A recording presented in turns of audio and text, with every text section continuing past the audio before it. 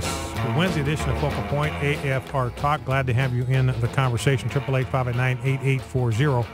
I want to replay that one audio bite. President Obama talking about how a nation is judged by how it deals with its children. I agree. Children are the most helpless, the most vulnerable members of our society. We are going to be judged. I agree. Absolutely. 100% agree with President Obama that this is how we will be judged as a culture. Now, I'm going to replay. I'm going to have Jeff replay this audio bite for you, but this time in the background, instead of school shootings, instead of trying to protect children that have been fortunate enough to have already been born, I want you to listen to this soundbite from the standpoint of the fact that we have aborted 55 million babies before they had a chance to draw their first breath. We have dismembered them. We have slaughtered them. We have punched holes in the backs of their heads and sucked out their skulls, sucked out their brains while they are still in the wombs of their mothers.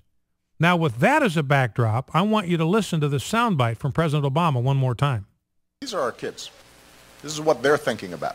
And so what we should be thinking about is our responsibility to care for them and shield them from harm and give them the tools they need to grow up and do everything that they're capable of doing, not just to pursue their own dreams, but to help build this country. This is our first task as a society, keeping our children safe. This is how we will be judged, and their voices should compel us to change. So that's President Obama. I absolutely agree. This is our first task as a society, keeping our children safe. This is how we will be judged. Their voices should compel us to change. If there's even one life that can be saved, then we've got an obligation to try. Remember, President Obama, he's the guy that said, hey, if a baby survives an abortion attempt, kill it. He said, kill it. Throw it aside. Let it expire.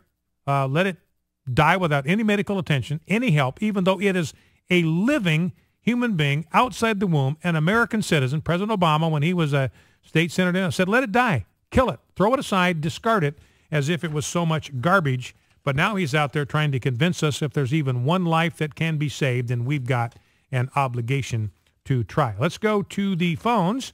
Let's go to Stephen in Lithia, Florida. Stephen, you're on Focal Point. What's on your mind? Yes, I heard you mention earlier about him reloading his long rifle. Yeah. And the report you just played said he had 4 pistols, and he didn't even have the rifle in the school. And that sort of makes me think, is Obama holding that back like he did the attack on the embassy? Well, you know, and that's my question. That's my question, Stephen. I don't know. I never heard that NBC retracted that. I never heard that NBC said that was an error. Now, maybe they did, and I just haven't heard about it. But obviously, President Obama wants that to be all about sporting rifles. That's what he wants it to be about. If it's handguns, he knows he's sunk because there's no way he's coming after everybody's handguns. There's no way you're going to ban handguns. So this has to be about a rifle. So I honestly don't know. If somebody's got information on that, I would love to hear it. And the president should have knew that right off. Yeah. Well, you know, and it wouldn't surprise me. I mean, if he even knew it. I mean, you're exactly right about Benghazi. You're talking about the fact that he knew that it was a jihadist attack and he was trying to pass it off as a response to this movie. Right. Yeah. See, he knew that wasn't true. He knew that was a bald-faced lie. And so yet he was willing to send Susan Rice out there to tell that lie to the American people. All right, Stephen, that's a great comment. And again, I don't know. You know, maybe NBC did retract that and said, no, he did use the rifle after all. Everybody's assuming it was a rifle, but NBC says, hey, look, we heard this from professionals, law enforcement on the scene. The rifle was in the car. It was for handguns that he used. And by the way, New York Times has even got a piece out today saying that, listen to this. This is the first paragraph. New York Times, a new federal sporting rifle ban and background checks of all gun buyers, which President Obama is expected to propose on Wednesday, and he did, might have done little to prevent the massacre in Newtown, Connecticut last month. The semi-automatic rifle that Adam Lanza used, the sporting rifle that Adam Lanza used to shoot 20 school children and 6 adults, complied with Connecticut's sporting rifle ban, the police said, and he did not buy the gun himself. So Connecticut's got some kind of ban on sporting rifles, but whatever that ban was, it didn't apply to the gun that he used, and he didn't even buy the gun. So a background check, I mean, he stole it from his mom. A background check would have been useless. So a ban on sporting rifles would not have stopped Newtown.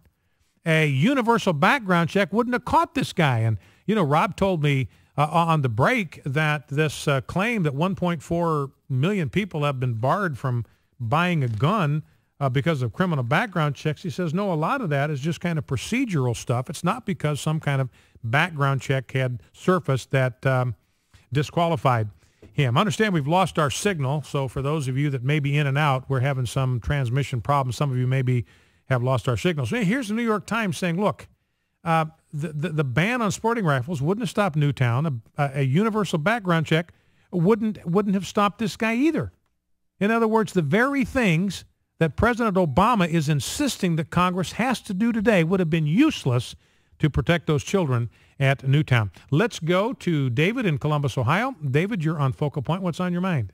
Well, yesterday, Channel 4 Evening News, Mayor Coleman was on TV in Columbus, Ohio, with an AR-15 stating this was the gun, this is the type of gun that killed all the school kids in Newtown. I called the station in the mayor's office, citing your program on 115 of this year, yesterday, saying that 4 handguns killed the people, not an AR-15. Our mayor and Channel 4 News is spreading falsehoods in the Columbus area about the AR-15. They do not care about all the babies that are dying at our abortion clinics. We kill more babies in one day than what die all year in the Columbus, Ohio, by guns. Obama is not about saving human life.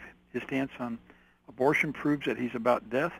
Abortion kills more people in Columbus than die all year with guns. Dan Celia talks about Obama and his Marxist government, about the Obama administration is trying to implement.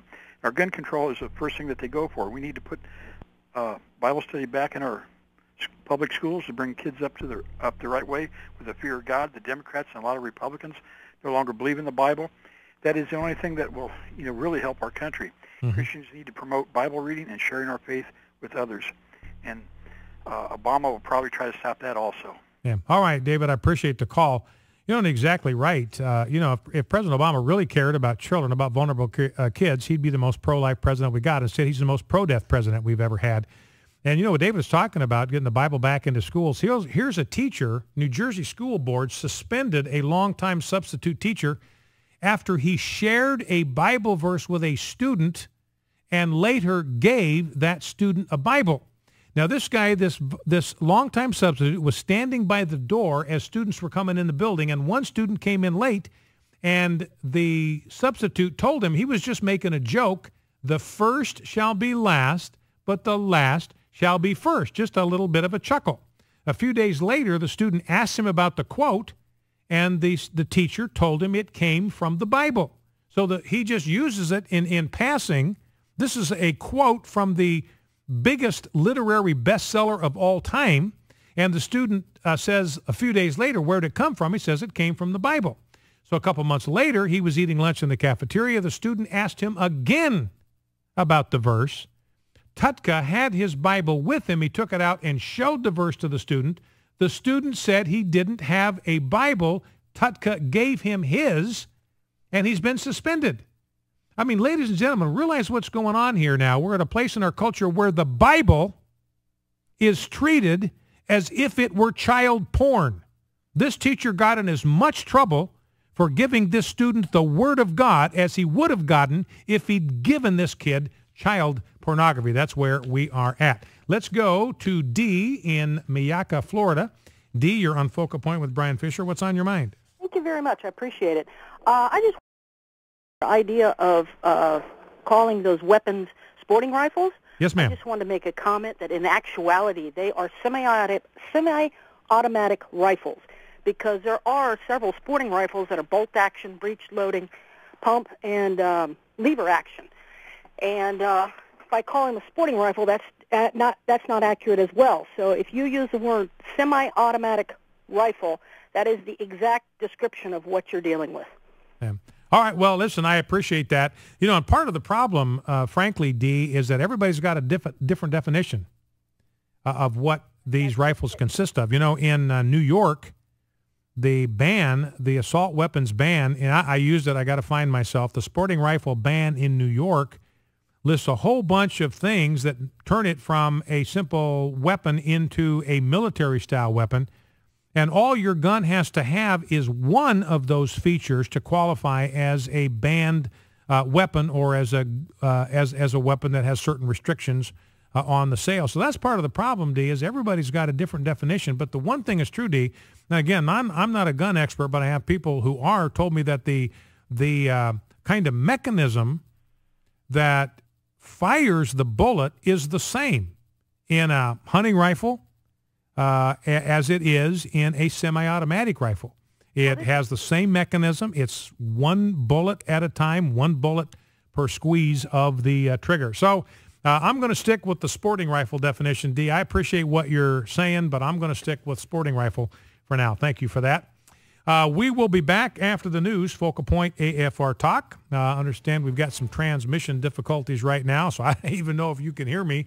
But if you can, and our signal's fading in and fading out, we are having some difficulties. I think it may have something to do with the weather. Weather can block our signal. A sheet of rain can actually interfere with the FM signal, the transmission signal to our towers. So we apologize if that is the case. You are listening to Focal Point on AFR Talk. Brian Fisher's my name. The program is Focal Point. The network is AFR Talk. I want to remind you that we have the Faith, Family, and Finance town hall meetings coming up. We've got one in Rogers, Arkansas in January, one in Plano, Texas at the end of January, one in Richmond, Virginia in February, and one in the Woodlands, Texas in April. So go to afr.net. You can register for one of these in your area. Focal Point, AFR Talk, back after the news.